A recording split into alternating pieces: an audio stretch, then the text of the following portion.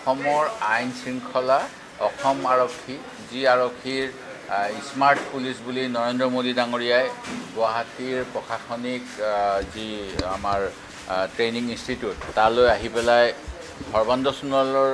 দিনত কৈছিল যি আৰক্ষীয়ে ৰাষ্ট্ৰপতিৰ ফ্লেগ পাইছিল সেই আৰক্ষী বৰ্তমানে অকামিলা হৈ পৰিছে নেকি এইটো এটা ডাঙৰ প্ৰশ্ন আৰু চৰকাৰে আৰক্ষী ইমান আমি নতুন নতুন বেটেলিয়ান খুলিলোঁ আমাৰ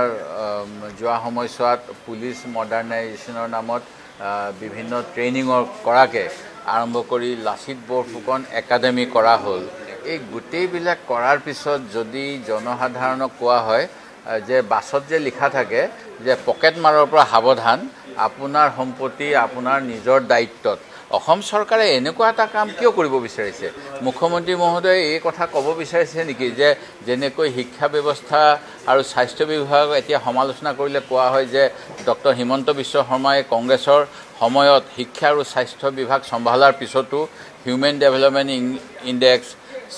যি আমাৰ ছাষ্টেইনেবল ডেভেলপমেণ্ট গ'ল এইবিলাকৰ ক্ষেত্ৰত শেষৰ ফালৰ পৰা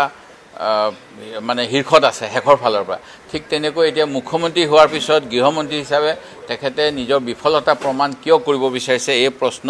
অসমৰ সকলো মানুহৰ মনলৈ আহিব দ্বিতীয় কথাটো হ'ল যে এনেকৈ কোনো এটা বিশেষ জনগোষ্ঠীৰ বিৰুদ্ধাচৰণ কৰিবলৈ তেখেতসকল ভাৰতীয় নাগৰিক তেনেকৈ এটা বিশেষ জনগোষ্ঠীৰ হাতত অস্ত্ৰৰ অনুজ্ঞাপত্ৰ তুলি দিয়াটো কিমান দূৰ সমীচীন হ'ব যি সময়ত অসমত বিভিন্ন কথা বুলি ক'লে মই কিছুমান সামাজিক ইছ্যুৰ কথা কৈছোঁ আপোনালোকে দেখা পাব সিদিনা কোনোবা এজনে ক'লে যে পত্নীক মই মাৰি পেলাই থানাত চাৰেণ্ডাৰ কৰিব আহিলোঁ আজি আত্মহত্যা হৈ আছে আজি বিভিন্ন অঞ্চলত মানুহৰ অভাৱৰ বাবে তেওঁলোকে বিভিন্ন ধৰণৰ কাৰ্যত জড়িত হৈছে অসৎ কামত জড়িত হৈছে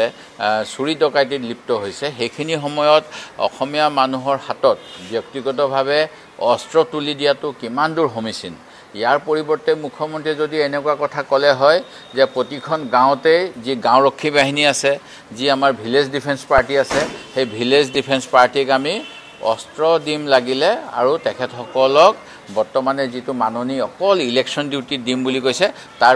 পৰিৱৰ্তে গাঁও সুৰক্ষাৰ বাবে গাঁও সুৰক্ষা বাহিনী হিচাপে তেওঁলোকক দি তেওঁলোকৰ হাতত কিছু প্ৰশিক্ষণ দিয়াৰ পিছত হোমগাৰ্ডক যেনেকৈ ৰাখি থৈছে তেনেকৈ গাঁওৰক্ষী বাহিনী ৰাখিব পাৰিলে হয় সেইবিলাক নকৰি তেওঁ মানে লেকামবিহীনভাৱে অসমত লাইচেঞ্চ দিব যিটো বিচাৰিছে ইয়াৰ ফলত অসমত আপোনালোকে জানে যোৱা সময়ছোৱাত যিকোনো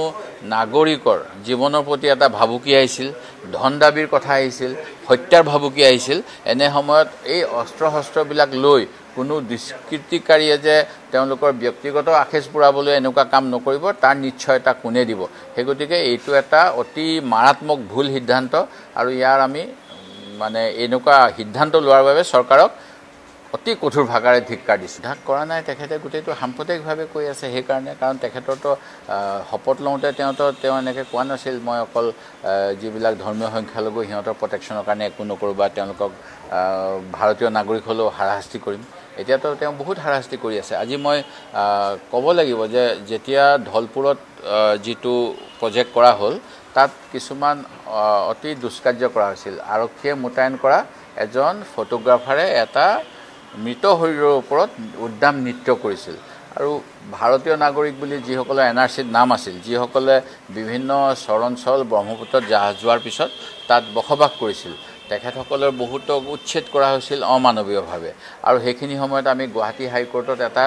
ৰাজহুৱা স্বাৰ্থজনিত গোচৰ কৰিছিলোঁ এই গোচৰটোত পৰৱৰ্তী সময়ত যেতিয়া শুনানি হ'ল অসম চৰকাৰৰ ফালৰ পৰা কোৱা হৈছিল যে যিসকলক উচ্ছেদ কৰা হ'ল তেওঁলোকৰ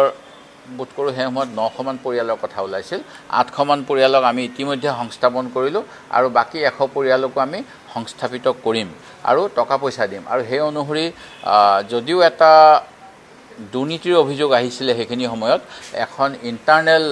কমিটি বহিছিল বৰ্তমানৰ সাংসদ মিছন ৰঞ্জন দাস আৰু অন্যান্যসকলৰ নেতৃত্বত আৰু এটা ৰিপৰ্ট দিয়া হৈছিল শ্যাম গুপ্তা বুলি এজন আছিল বোধ কৰোঁ বিজেপিৰ নেতা তিনিজনীয়া এখন কমিটি সেই কমিটিয়ে বৰ্তমানৰ বিজেপিৰ সভাপতিজন আৰু এটা অন্য দলৰ এজন বিধায়কক লৈ পেলাই উৎকোচ লোৱা, তেওঁ এনেকৈ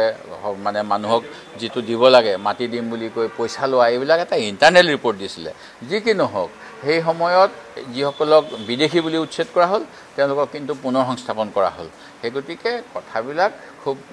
গম্ভীৰভাৱে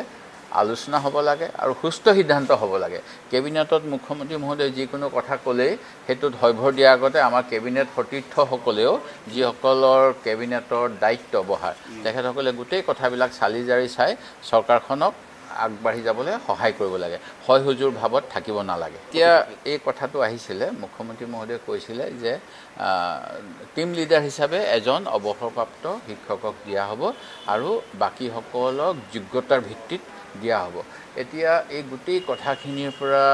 মুখ্যমন্ত্ৰী মহোদয়ে পিছ হুহুকি আহিছে, শিক্ষামন্ত্ৰীয়ে পিছ হুহুকি আহিছে আৰু যিসকল অৱসৰপ্ৰাপ্ত এজনৰ পৰিৱৰ্তে কেইজনকে অৱসৰপ্ৰাপ্ত লোকক দিছে। আৰু ইয়াৰ কি কাৰণ আমি নাজানো। যি সময়ত নতুন নতুন ফিল্ডত আজিকালি ল'ৰা ছোৱালীবিলাকে যুৱক যুৱতীসকলে পাছ কৰি আহে, তেওঁলোকে নতুন নতুন কথা শিকাব পাৰিলে হয় আমাৰ যিসকলে শিক্ষা অনুষ্ঠানবিলাকত পাঠ গ্ৰহণ কৰিব। তাৰ পৰিৱৰ্তে যিসকল অৱসৰপ্ৰাপ্ত তেওঁলোকক পেঞ্চনটোৰ উপৰিও নতুনকৈ দৰমহা দিয়াৰ যিটো ব্যৱস্থা কৰিছে, ই দুৰ্ভাগ্যজনক আৰু অসমৰ যুৱকসকলৰ প্ৰতি চৰম অন্যায়। এনে কৰা উচিত নাছিল। বোধ কৰোঁ ৰাজ্য চৰকাৰৰ দুটা কথা হ'ব, এটা বিত্তীয় অৱস্থা ভাল নহয়, সেই গতিকে তেওঁলোকে আৰু পেঞ্চন পাতি দিব লাগিব বা কিবা কৰিব লাগিব বুলি ভাবিছে, অথবা যিসকলক তেওঁলোকৰ কেতবোৰ সংস্থা আছে অৱসৰপ্ৰাপ্তসকলৰ বাবে, পূৰ্ব সৈনিকসকলৰ বাবে, ইয়াৰ যোগেদি তেওঁলোকে এটা বিশেষ আদৰ্শ খুব বেছিকৈ প্ৰচাৰ কৰে। সেই আদৰ্শটো প্ৰচাৰ যিসকলে কৰিছে, প্ৰসাৰ কৰিবলৈ যোৱা সময়ত সহায় কৰিছে, তেখেতসকলক এটা ৰাজনৈতিক আৰু ধৰ্মীয় আদৰ্শৰ ভিত্তিত খুব সম্ভৱ এই অনুষ্ঠানবিলাকত পুনৰ কাৰ্য চলাবলৈ দিছে, যাতে নতুন প্ৰজন্মৰ মগজুত তেওঁলোকে বিশেষ কিবা সোমোৱাই দিব পাৰে। সেইটো এটা আপোনালোকে এইটো মই আৰু খুব বেছিকৈ নকওঁ। আজিৰ বাতৰি কাকতো খুব সম্ভৱ ওলাইছে। যোৱা সময়ছোৱাত আমি পাইছিলোঁ ডিব্ৰুগড় বিশ্ববিদ্যালয়ত বিভিন্নজনক নিয়োগ কৰা হৈছিল কোৰ্ট মেম্বাৰ হিচাপে, যিসকলে অসমৰ স্থানীয়